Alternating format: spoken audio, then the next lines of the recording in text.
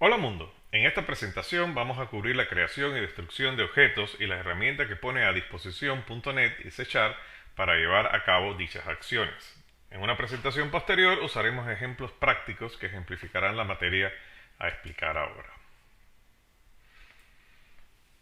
Durante esta presentación daremos una panorámica general de la creación de objetos en C#, haciendo énfasis en la diferencia entre clases e instancia de la clase.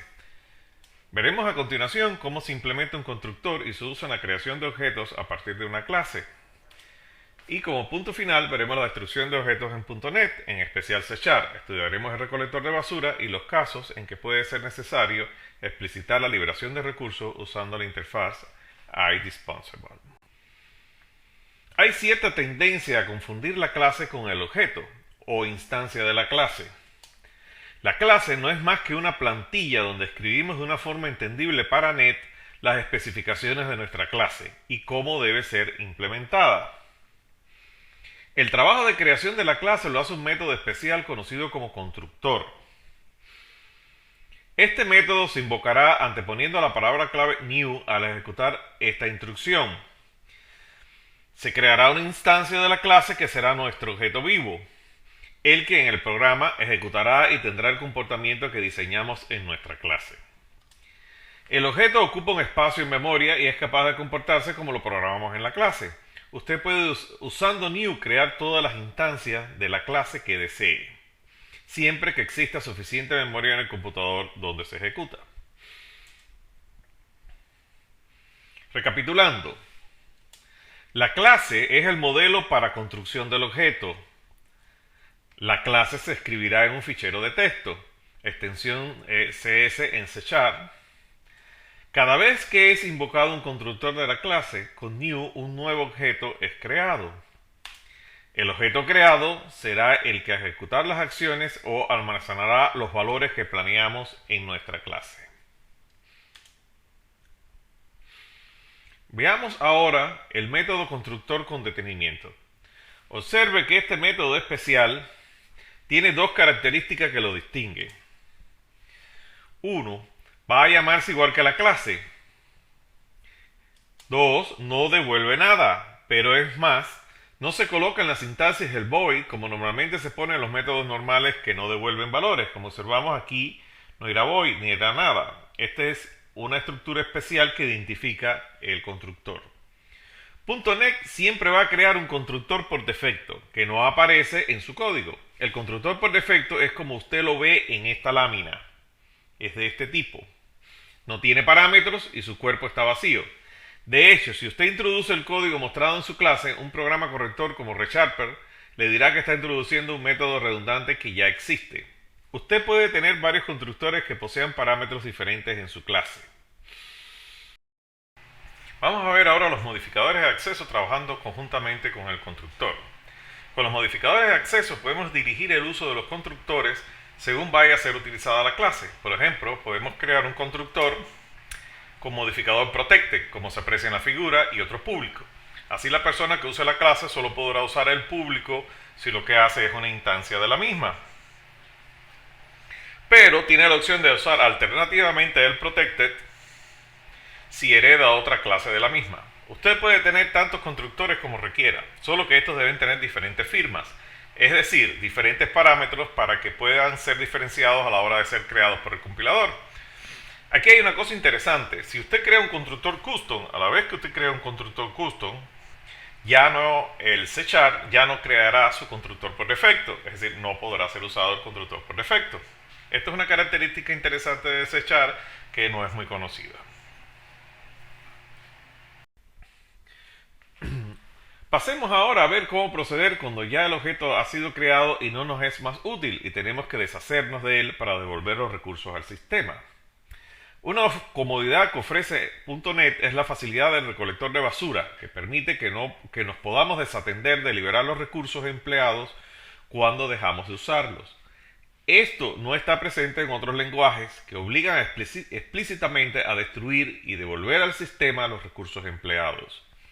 El recolector de basura trabaja automáticamente a demanda si faltan recursos y a intervalos de tiempo si estos existen. El recolector de basura observa en nuestro programa si un determinado objeto o zona de memoria de nuestro programa en ejecución no es más referenciado activamente. Si está referenciado, pues el recolector de basura no hará nada. Pero si el recolector de basura encuentra un objeto que no está más referenciado, es decir, no tiene una referencia, esto sucede, por ejemplo, cuando terminamos de usar una clase un objeto, o cuando salimos de una rutina de un objeto y adentro hemos creado variables temporales. En este caso, cuando esto sucede, el recolector de basura libera automáticamente todos los recursos que tiene ese objeto o esas variables que quedaron sin referenciar y es devuelto al pool de memoria del sistema. Como vemos, es muy simple para el programador de NEC la devolución de recursos al sistema para su reutilización. Debemos hacer una salvedad. El recolector de basura trabaja solo liberando recursos nativos de NET, es decir, solo Management Resources, aquellos que gestiona el mismo NEC, son objetos NET. Y no recursos externos o nativos de la computadora, como puede ser que usted accese directamente a través de un wrapper un programa o un recurso del sistema operativo de Windows. En este caso, NET no liberará esos recursos y habrá que usar otra técnica para lidiar con estos recursos externos. Existen diferentes técnicas en NEC para lidiar con los recursos externos. La más común es usar iDisposable.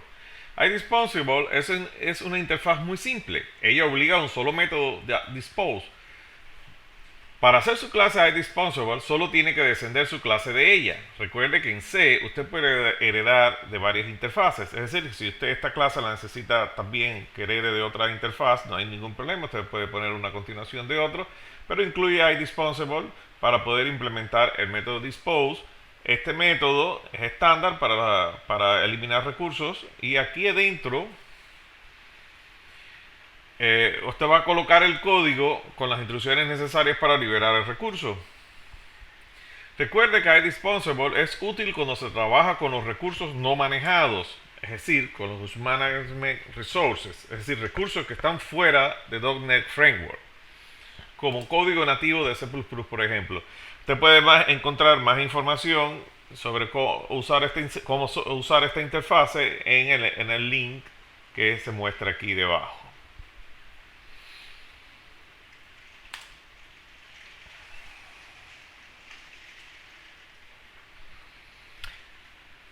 Hemos llegado al final. Resumiendo, tenemos que usar el constructor para crear una instancia de la clase. Sí, el constructor es lo que nosotros usaremos para crear un objeto que es una instancia de la clase.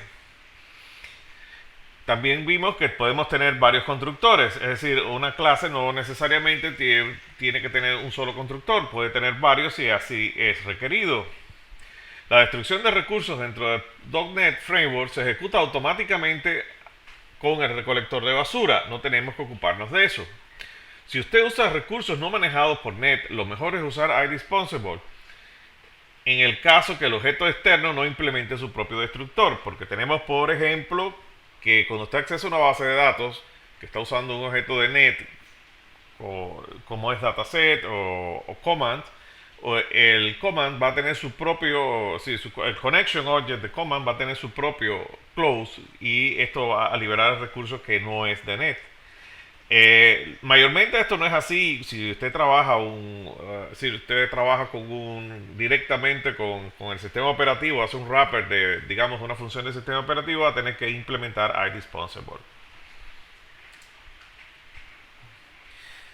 Así llegamos al final. Los invito a ver el siguiente video de la serie en el cual daremos ejemplos prácticos de lo estudiado aquí. Muchas gracias y espero que le haya sido útil.